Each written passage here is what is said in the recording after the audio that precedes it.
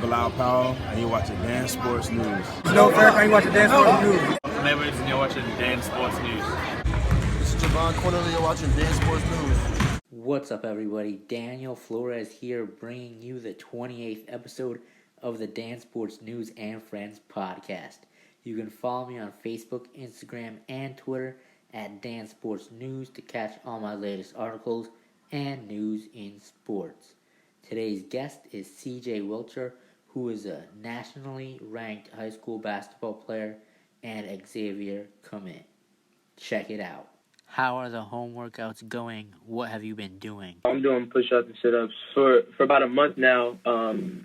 Me and the guys at Xavier, we've been doing, even the coaches, we've been doing Insanity, which is a workout like online and like that. We check in, we send pictures in our group chat or whatever. That's one thing we've been doing. I've been doing a lot of like push-ups, sit-ups, and like I have some dumbbell stuff, so I've been doing a lot of that. I've been running and doing like speed and agility things. It just varies depending on the day, you know. Right. So, take me back to the beginning of your basketball career. How old were you when you first started playing basketball? I started playing rec basketball when I was 8. That's when I first started. I was 8. Like my town rec league.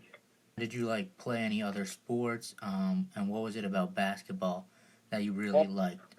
Well, my older brother ran track, so I grew up on the track. You know what I'm saying? I threw shot put. When I got old enough to go, like, be able to participate in like an event. So I threw shot put. I ran a 100, but it was just because I had to do something on the track for me to be able to throw shot put.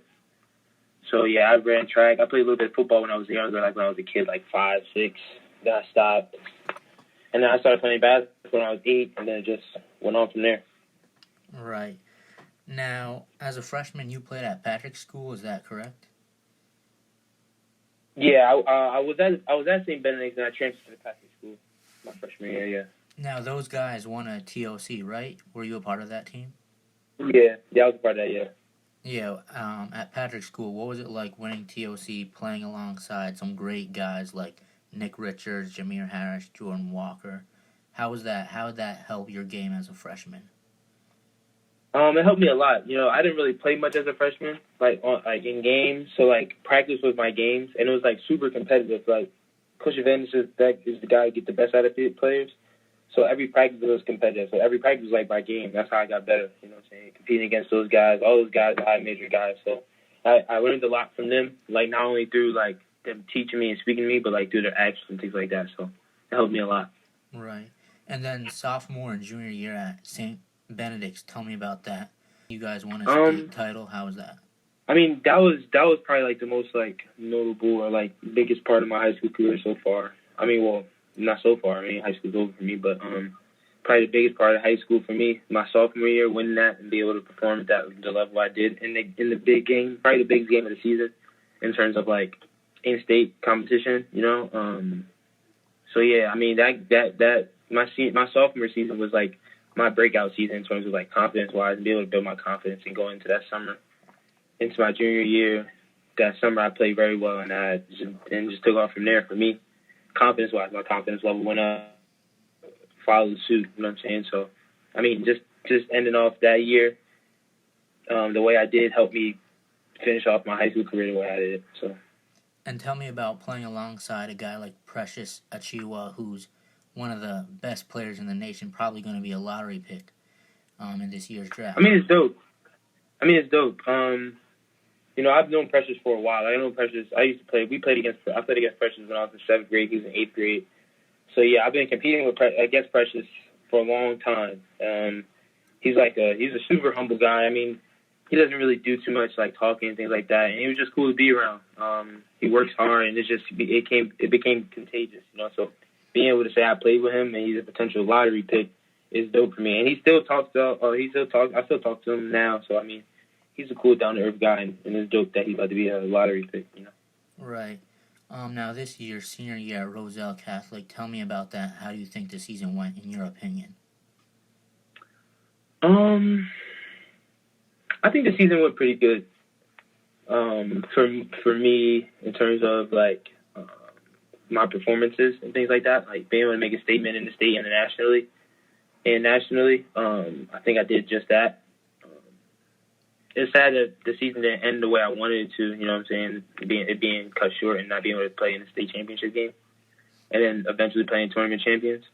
But, I mean, if it was going to end the way it ended, I wouldn't want it to end a different way, you know what I'm saying. The way I played the last game, we came out with a win, you know what I'm saying, and the performance I put on, a lot of people won't forget, and definitely something I won't forget. And then on top of the fact that was my last game, my younger brother, I mean, who knows, this is going to be my last game ever playing with him, but this is like the end off my high school career playing with him. It meant a lot to me. Right. I was actually going to ask you about playing with your brother. When was the last time you actually played on an organized team with him before this season? Probably when I was in, like, 5th grade. His first AAU game was the first time I played with him. He played up with me and my team. That was the first time I played with him. I mean, it was just... I mean, it's different. Like, a lot of people have, like, I have a relationship, like, my brother, like, we're, like, super close. So, I mean, us playing together wasn't really, like, any different than us playing as a part together, because it's something we've always done, you know what I'm saying? We started playing basketball together. So, I mean, it wasn't really, like, a big thing until, like, I noticed, like, the attention it was getting, and then I started to think about it, like, dang, like, everybody didn't get a chance to play with the younger brother. Everybody didn't get a chance to play with the older brother. So, I mean, it's super dope to, like, when I sit back and think about it, you know? Right. What's one thing you like about your brother's game? The fact that he takes pride in playing defense. Like, he's very good on both ends of the floor. And then he's this season he became more of a point guard. You know what I'm saying? Like, before, like, in middle school and things like that, like, he's always been a scorer. Always looks to get his shot off. But this year he's became more of a facilitator, and then took pride on defense this year, which is big. I was really impressed by it. Because not a lot of freshmen, like, coming into high school, like, are good at defense like he is, that he displayed this year. So, I mean, that's one thing I'm, like, very proud of. Right. Now, when you first found out about the coronavirus and the season being canceled, what was your reaction and how upset were you? I mean, I'm not even going to lie, I started to tear up because I didn't get to achieve what the main goal of mine for, like, the end of my senior year, which was win a TOC. I mean, I have a TOC, but I didn't feel like that was my TOC, you know what I'm saying? Like, I was just, you know what I'm saying, dragged along. Not necessarily dragged along, but I was a part of it, you know what I'm saying, because I helped a lot throughout the practice and things like that, but it didn't feel like I just went out there and won it.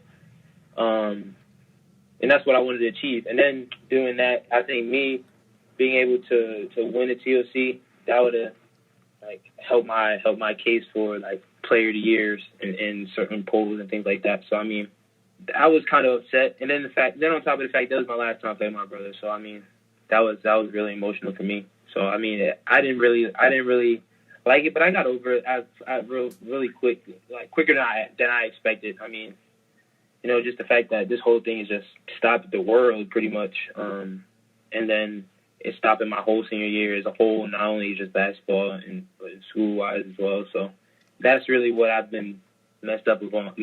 I probably won't be able to graduate, like, the traditional way, and I won't have prom and things like that. So that's really what I've been thinking of. But it sucked that my season ended the way it did, though. Right. And you guys were playing so well. You beat the Patrick School, a team that had beaten you guys 3 times. And then when it counts in the playoffs, you won. Beat Jill St. Bernard's in the next round. Yeah. I mean, we finally got healthy. You know what I'm saying? Like, that was our thing throughout the whole season. Like, Richie missed the first game. He came back the first time we played St. Patrick's. The second game, then got hurt and was out for the rest of the season. Then Niles got sick, and he was out for, like, 5 or 6 games. Then our starting point guard, Ahmad, he got hurt.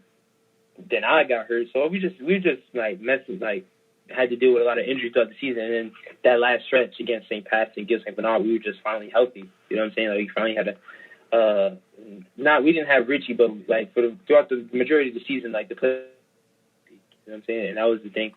And then Sim and Corey Floyd, they came into their own, you know what I'm saying, becoming more comfortable and confident in their game.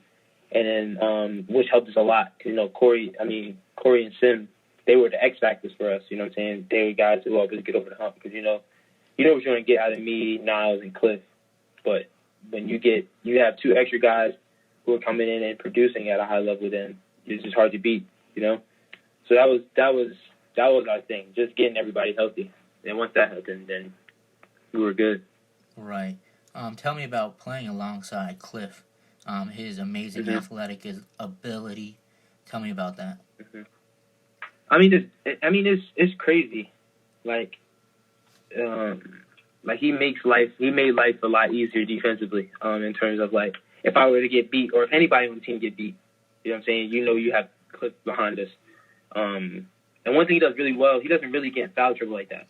He blocks shots, and he deters shots and things like that. So it's not like we're getting beat and he's getting in foul trouble. He's coming, we may get beat, and then he's blocking the shot, or he's contesting the shot and we getting the rebound and pushing this. So he made life a lot easier on the defensive end, and then offensively made it a lot easier as well because he's 6'11", he's athletic. So and in times where we're driving, we get stuck, we just throw it at the rim and things like that. You know what I'm saying? So he made life a lot easier in a lot of different ways. Right. Now, obviously, we all know you committed to Xavier, a place where you committed before the season started, senior year. Tell me about Xavier. Yeah. Why did you pick Xavier, and what do you like about that program? My main thing, like I've answered this question 1,000 times. It's not like, I would give the same answer. Like, this is just the fact that they were consistent in what they were telling me. They were consistent in talking to me. And usually in a lot of situations, like recruiting-wise, like I've experienced it, you have the coach that recruiting you, and then you talk to the head coach here and there, you know what I'm saying? But it's the fact that I talk to every single coach on the coaching staff on a consistent basis. That's what separates them from everybody else. And then their main thing was development. Like their whole program is based on getting players better. And that's what I faced. That's been the values of my whole life playing basketball. You know what I'm saying? Just getting better every time I step on the floor. So, I mean, I think our 2 mindsets in terms of getting better, I feel like they can help me get to the next level, and I feel like I can bring things to the table, you know what I'm saying, to them. So I think it was just a good match. Tell me about Coach Steele, Coach Travis Steele. That's my guy. He's cool as heck. You know what I mean? He's a country guy, which when he talks, he's kind of funny. But, I mean, he's just cool, you know what I'm saying? He's not like the typical coach where you get a guy who's just always down your neck, you know what I'm saying? He's just cool, like calm, like collected guy, you know what I'm saying? And you could look at the players he's had for the past 2 years. He's been a head coach for the past 2 years. You can just look at him. Everybody will run through a wall for him just because they respect him, you know what I'm saying? You know what you get out of him. He's consistent with everybody. You know what I'm saying? You usually get a lot of coaches who have their favorites, so they treat people differently, you know what I'm saying? He doesn't do that, you know what I'm saying? So, I mean, I respect him as not only as a coach, but as a man as well. So. Right. How do you think workouts are going to, work out this upcoming season for Xavier? When do you expect to get on the court and practice with the team? I don't know. They're still trying to get us up there in June, which was the planned time. The second week of June was the planned time. Me and the 2 other freshmen, like Dewan and Kobe, we were going to go the first week. But they're still trying to get us up in June. We don't know yet exactly, like when and stuff like that, because we don't know about the whole social distancing thing. When that's going to be lifted up. So that's all up in the air right now. Right. Now tell me, what are your goals in your basketball career? What are the things that C.J. Wilcher wants to do in his basketball career? My whole career as a whole, or just Xavier? Career as a whole. I mean, firstly, I want to be able to impact the college level to the point where I am like a pinpoint draft pick. Like, there's no way he doesn't get drafted. You know what I'm saying? That's something I want to do. That's a goal of mine, to be able to impact college basketball, and then make it no doubt that I'm gonna be a draft pick, in a first round draft pick, or whatever the case may be. You know what I'm saying? And then nextly, be able to be a consistent product, or have a consistent impact in the NBA. You know what I'm saying? Everybody's end goal is to get to the NBA, but you have to gradually get better and get better and get better. And I feel like me going to Xavier is what can help me get to that point. You know what I'm saying? So those are my main goals. You know what I'm saying? Just be able to impact the college level, and then be able to eventually get to the level after that, and then impact that level as well. So. Right, for sure. Now, we know New Jersey basketball has many superstars, legends who come out of Jersey. Who are some of those guys who you look up to and have reached out to you and you've spoken throughout your career? One guy I looked up to like heavily, like it was Isaiah Briscoe. So, I mean, I don't know why. I mean, it was just, I mean, at the time, everybody looked up to Isaiah Briscoe because he's just the dominant player in Jersey and around the country and stuff like that. But I mean, I kind of felt like I looked up to him because the fact that we both started like in terms of our body, like both fat kids, things like that, and they were just sculpting our body into something different. So I mean, that was what I really looked up to him. And then the fact that, you know what I'm saying, I used to play for the players, he played for the players. So I mean, I was around them and things like that. So I mean, just that in itself is somebody I looked up to. Jameer Harris was one guy I looked up to. So I worked out with Jameer all the time, and he's always worked hard and things like that. And then once I went to St. Pat's, it became Nick Richards and Jordan Walker because those guys are just hardworking guys and cool guys and super competitive. So I mean, I kind of got the best of both worlds, you know what I'm saying, in terms of being at St. Pat's, you know what I'm saying, dealing with cool guys and people who are just genuinely good people, and then guys who are competitors as well. So I mean, those are like the four people I really looked up to in Jersey. What about J.R. Smith? I know he went to St. Benedict's and he's been at some of your games. Yeah, that's my guy. I mean, I'm cool with JR. I worked out with him for 2 years ago, I think it was going into my sophomore year. Yeah, going into my sophomore year, I worked out with him. He's come to a few games. So I mean, he became somebody that I became cool with because through working out, you know what I'm saying, through working out with him. But I mean, it's always cool to have an NBA player, or you know what I'm saying, to be cool with, you know. And tell me, how important was it for you? I know you transferred a lot, but tell me how important was it to stay in New Jersey and make sure that you played your high school basketball career in Jersey? Well, it wasn't the fact that it was just me staying in Jersey. Each time I transferred was all for a reason. It's all helped me as a person. You know, like the first time I transferred when I went to St. Pat's, it was good for me, like mentally. You know what I'm saying? I was going through a lot of stuff, like was I questioning myself, questioning things like questioning my body and things like that. So me getting out of that situation and going to St. Pat's helped me confidence-wise because I'm playing against those high-level guys. And then when I transferred back to St. Benedict's from St. Pat's my sophomore year, it helped me confidence-wise in terms of my production on the floor. So, I mean, each time I transferred, it gradually got me better, not only as a player, but as a person as well. You know what I'm saying? Dealing with each person, dealing with different people is kind of like what you do in life. You know what I'm saying? You always deal with different people. And at any different, like, situation, you don't know what you're going to get thrown into at the time. You know what I'm saying? So being able to quickly adjust and adjust to my surroundings and the people I'm dealing with was one thing that I got out of it and which made me better. So, I mean, those are the main things about me transferring. It wasn't really like in terms of staying in Jersey. I mean, I've always wanted to stay in Jersey. I didn't really want to go out of Jersey, do anything like that. But, I mean, I've got opportunities to do so. But it was my main thing, just like, why am I going out of the state when I could do the same thing here? You know what I'm saying? So. All right. And last question for you.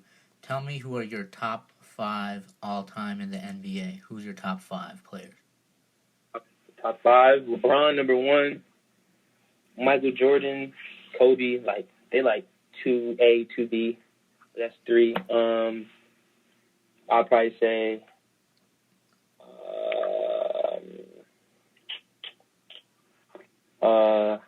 Kevin Durant for sure.